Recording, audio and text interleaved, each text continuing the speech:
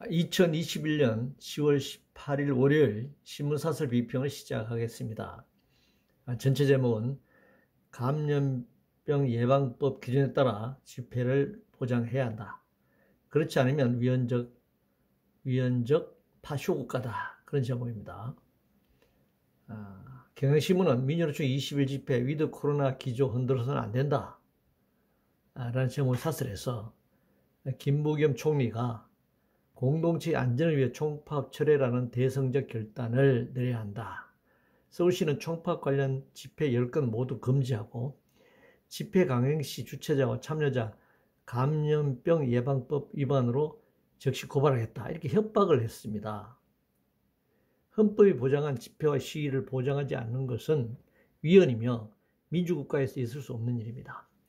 감염병 예방법을 적용하려면 먼저 집회 주최 측에 감염 예방을 위한 거리 두기 등 지침을 통보하고 이를 수용하지 않을 경우 법적 조치를 취하면 되는 것입니다.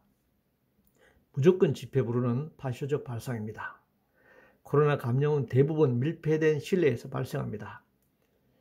지난 7월 3일 민주노총이 종로에서 수천 명이 모여 정로동자대회를 열었지만 코로나 감염 환자가 발생하지 않았습니다. 질병청이 그렇게 밝혔습니다. 위드 코로나로 가는 시점이라면 위드 집회 기준을 제시하면 될 일입니다. 실내에서 4명이 현재 수도권에서 4명이 마주보고 식사를 합니다. 마스크를 벗고 식사를 하고 또 대화를 합니다. 그런데 실외에서 충분히 거리를 두고 집회를 하게 되면 실외에서의 코로나 감염 전파율은 굉장히 낮다라고 하는 것이 의학적으로도 이미 밝혀진 바입니다. 그럼에도 불구하고 코로나를 빌미로 감염병 예방법 준수를 빌미로 집회 자체를 근본적으로 봉쇄하는 것은 당연히 코로나 파쇼 체제를 유지하겠다는 그런 의도로밖에 볼 수 없습니다.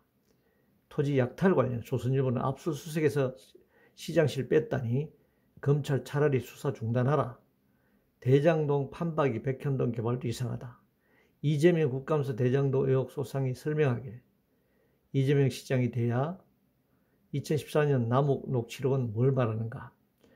국감장서는 이재명 대장동 결제 책임도 남 탓으로 돌릴 건가.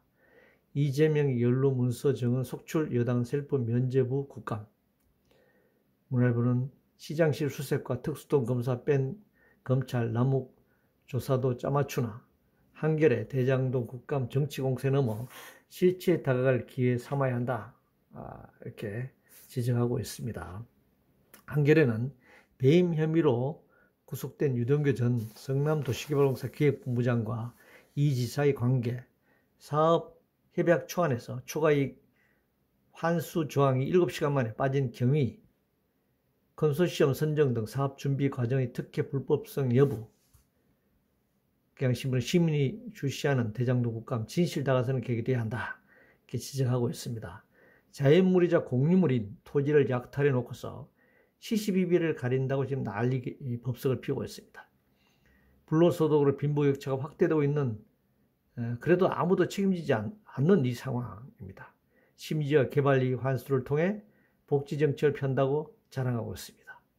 왼쪽 주머니 틀어 오른쪽 주머니에 넣어주는 꼴이죠. 예를 들어 전국민 재난지원금의 경우 재난세로서 부자 정세가 아니라 차입이나 채권 발행을 통해 지급할 경우 결국 국가부채나 물가를 통해 도로 주머니를 털어가는 결과를 가져올 것입니다. 지금 주고 나중에 뺏어가는 거죠. 최근 기초수급 대상 노인에게 기초금 주고서 도로 빼앗아간다라는 뉴스가 나온 것과 같은 내용입니다. 문제는 불로소득을 공평하게 나눠준다면 모를까 대장동에서 보듯이 소수 몇몇이 수천억 원을 꿀꺽 하지 않았습니까? 저는 몰수해야 합니다. 동시에 이런 결과를 초래한 공영으로 치장한 관영개발, 즉 이 지방자치체의 인허가권 책임자의 법적, 정치적 책임은 피할 수 없을 것입니다. 균형발전 관련해서 한겨레신문은 속도 빨라진 지방소멸 균형발전 대책 내놔야 한다. 당연히 내놔야죠. 그러나 그동안 공공기관 지방이전, 지방 균형발전 얘기하면서 수없이 많은 정책을 펼쳤고 실제 시행했습니다. 사정이 이러한데도 지금 메가시티 운운하고 있습니다. 그동안 숱한 지방균형발전을 내세웠지만 정적으로 땅값만 폭등시키고 소수가 불로소득을 챙겨왔습니다. 지방소멸을 막으려면 인구의 지방분산이 필수적입니다. 공공기관 이전 같은 방식으로는 인구의 지방분산이 안 됩니다. 그들은 직장만 지방에 있을 뿐 생활 근거지 가족들은 다 도시에 있습니다. 기본적으로 농촌지역에 거주할 농민 수가 늘어나야 합니다.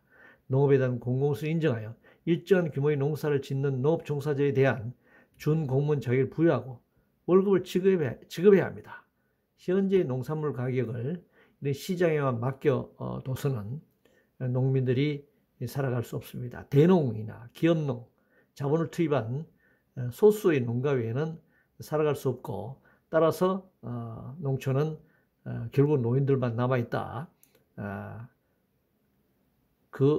인구가 소멸하는 지역으로 가고 날 것입니다. 대선 후보 관련해서 수행비서 조직폭력 사건 전과에도 문제없다는 여당 후보를 비판하고 있는데요. 전과가 있다고 공직에 나올 수 없는 것은 아니죠. 전과가 어떤 내용인가에 따라 출마 자격을 정하기가 굉장히 어려울 것입니다. 결국 유권자들이 판단할 몫입니다. 유류세 관련해서 한겨레신문은 기름값에 연동한 유류세 탄력세율 규칙이 필요하다. 제목을 사설해서 교통에너지환경세법은 휘발유 리터당 475원, 경유 340원의 교통세, 세율의 30% 범위에서 대통령령으로 세금을 조정하게 되어 있습니다. 지금 휘발유 529원, 경유 375원, 추가로 주행세, 부탄가스는 개별 소비세에 포함됩니다.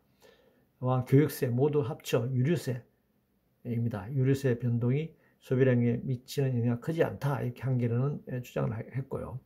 경향신문은 국내 유가 폭등 당국은 서민층 보호 대책을 서둘러야 한다.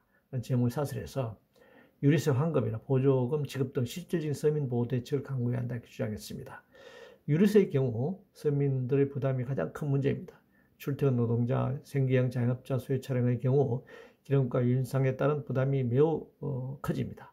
유류세 환급이나 보조금 지급 등 같은 방법 또 역시 종합적인 조세제도 개편 속에서 판단하는 것이 좋겠습니다. 말하자면 부자 정세를 전제로 한 조세 부담률을 높이지 않고서는 결국 해결될 수 없는 문제라고 할 수 있습니다. 일자리 관련해서 매일경신문은 부실 일자리에 돈 펑펑 쓰면서 탈북자 고용 지원엔 인식한 정부라는 제목의 사설에서 북한 이탈 주민법 17조 사항에는 탈북민을 고용한 기업에 세금을 감면할 수 있도록 명시되어 있다. 탈북민 2,600여 명을 고용하고 있는 1,900개 업체를 지금 얘기하고 있는데요. 정부가 북한 이탈 주민법을 지키지 않고 있다면 이를 문제 삼으면 될 일이지 전체 일자리 정책을 걸고 넘어질 일은 아닌 것 같습니다. 2,600명 문제를 2,500만 일자리 문제와 연동해서 비판하는 것은 옳지 않습니다. 정부 일자리 정책은 또 그 자체로서 지적할 문제라고 생각합니다. 우주 개발 관련해서 매일경신문은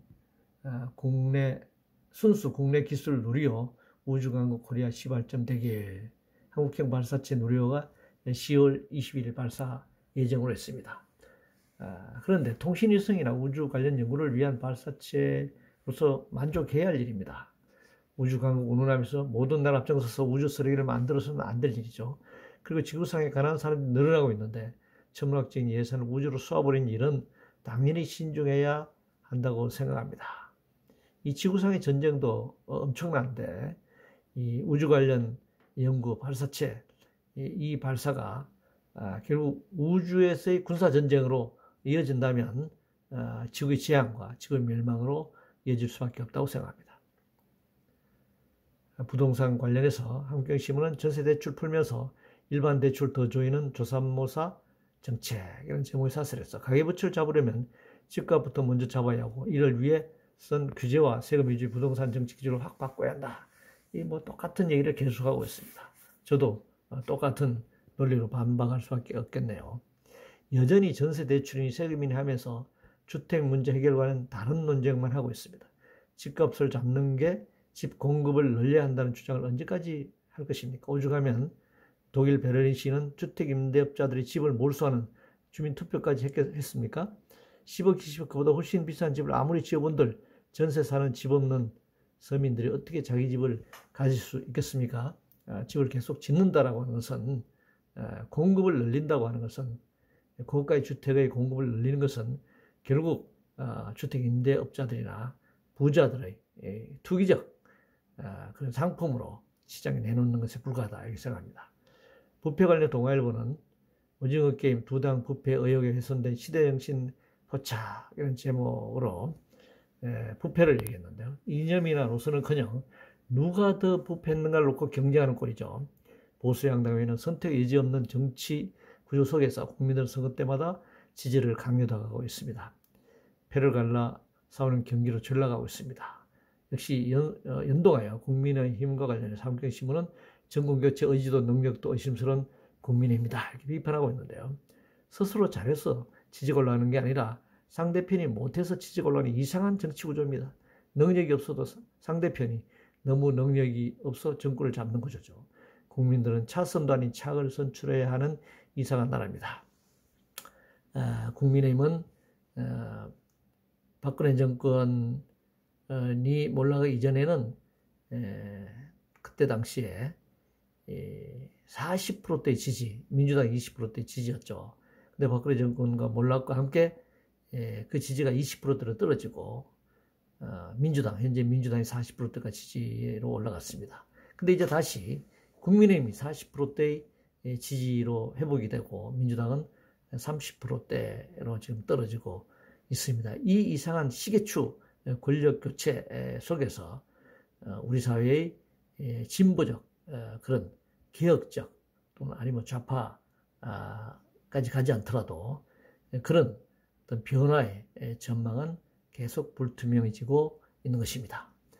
코로나 관련해서 중앙일보는 국민 수긍할 위드 코로나 로드맵 제시해야 한다라는 제목의 사설에서 다음 달 초부터 코로나19 방역과 일상이 공존하는 위드 코로나 시대다 이렇게 얘기하고 있는데요. 특별한 방법은 없어 보입니다.